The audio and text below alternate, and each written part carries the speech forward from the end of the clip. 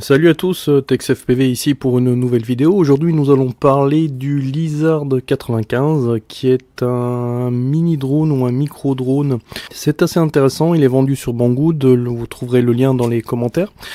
Il possède un contrôleur de vol F3 sur lequel on peut mettre un Betaflight. D'ailleurs par défaut il y a déjà un Betaflight 3.1 installé, un émetteur 5.8 et ensuite une connectique FR Sky ou bien une connectique Fly Sky ou un SM2 DSMX. Donc vous pourrez vraiment le binder avec toutes les télécommandes possibles. On trouvera aussi un diagramme sur le côté de la boîte où c'est bien indiqué que c'est 95 mm de moteur et on voit bien que c'est une Frame X.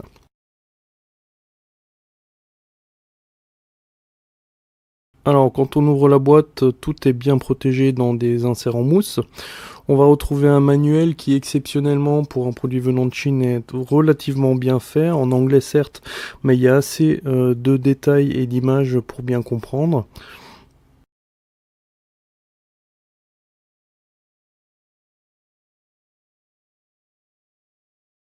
Ensuite, on va retrouver la LiPo qui est une 3S 550 mAh.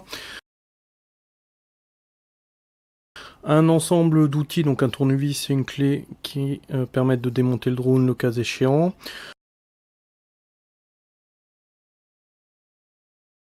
Une petite pochette avec des élastiques et des tampons amortisseurs.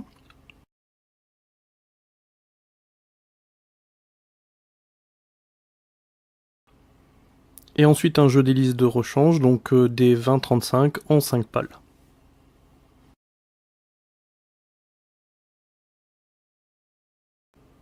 On aura le câble spécifique avec la connectique à brancher sur l'AFC et la prise USB pour l'ordinateur. Des ensembles velcro, donc la partie avec les picots et l'autre partie.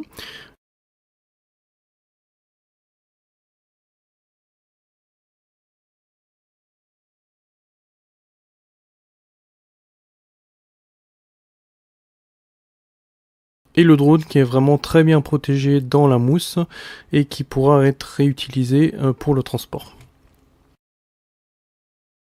On va donc trouver la caméra avec son émetteur VTX protégé donc par les deux renforts en carbone.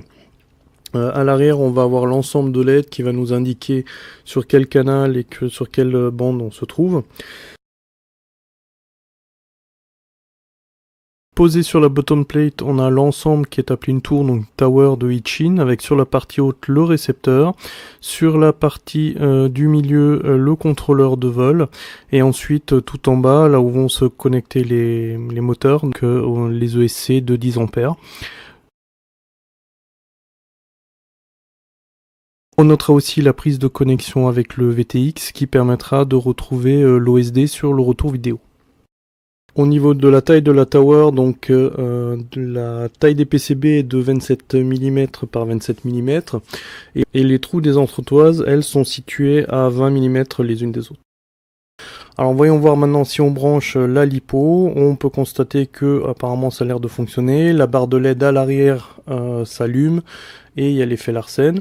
On va retrouver donc plusieurs indicateurs, donc le VTX qui s'illumine et ensuite sur la partie récepteur on va trouver une LED bleue qui clignote. Alors cette LED bleue qui clignote nous indique qu'il n'y a pas de télécommande allumée et qu'il est en attente de quelque chose.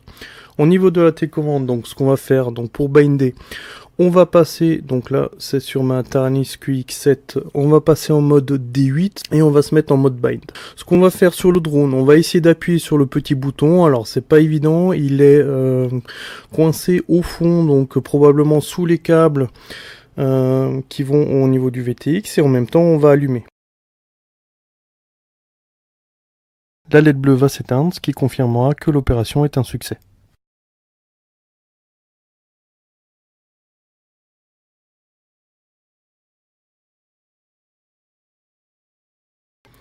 Au niveau du VTX, donc on va trouver deux interrupteurs sur le haut. Donc si on appuie sur l'interrupteur qui est le plus proche de nous, donc une pression courte, on va changer de canal, et une pression longue, on va changer de bande. Si on appuie sur les deux interrupteurs en même temps, une pression longue, on va pouvoir passer d'une émission de 25 mW à une émission de 100 mW. Le détail des fréquences est inscrit dans le manuel d'utilisateur. C'est assez bien fait. Les fréquences correspondent pas fonctionnellement à ce qu'on est habitué à voir sur d'autres récepteurs, donc il faut prendre la fréquence exacte. On va faire maintenant, on va relier notre drone à Betaflight Configurator avec la prise qui a été pourvue pour ça.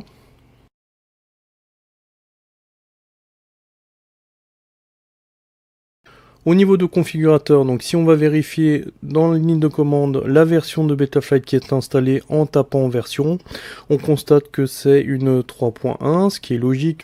On va probablement le flasher sur une 3.2 prochainement.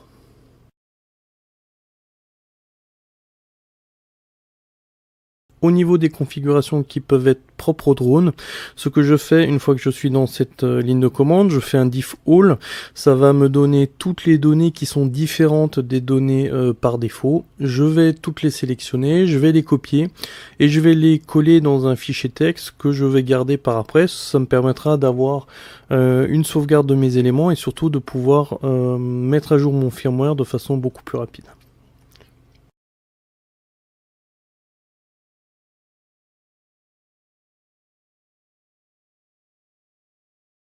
Donc, si je me connecte maintenant et je vais vérifier si mon bind s'est bien passé. Donc, je vais dans l'onglet récepteur et je vais aller vérifier si mes différents sticks correspondent. Voilà, ce qui a l'air de fonctionner pas mal. J'avais déjà mis mes limites, donc pour rappel, il faut que les sticks soient centrés à 1500. La limite basse c'est 1000 et la limite haute c'est 2000. Encore une fois, c'est ces éléments-là qu'attend Betaflight.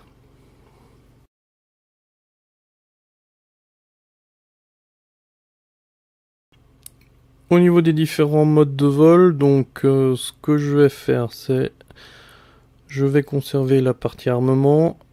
L'air mode, j'en ai pas besoin, je reste par défaut, je l'ai activé au niveau de la feature. L'angle, je ne vole pas en assisté, donc je l'enlève aussi. Le beeper, je le garde, mais il est chez moi sur un auxiliaire 2, donc je vais le modifier. Je vais sauvegarder le tout. Et normalement, tout est bon. Après, voilà, une petite vérification.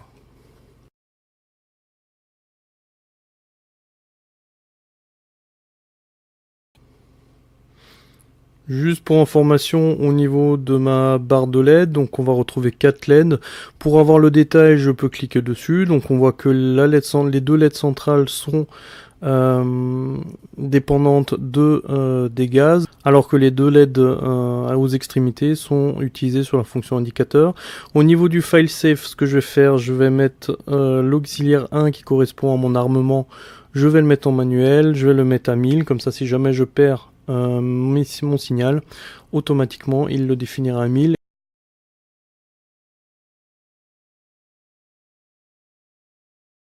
Ce qu'on peut voir, voilà, juste rapidement, on va pouvoir flasher notre drone avec une version d'Omnibus, la 3.2.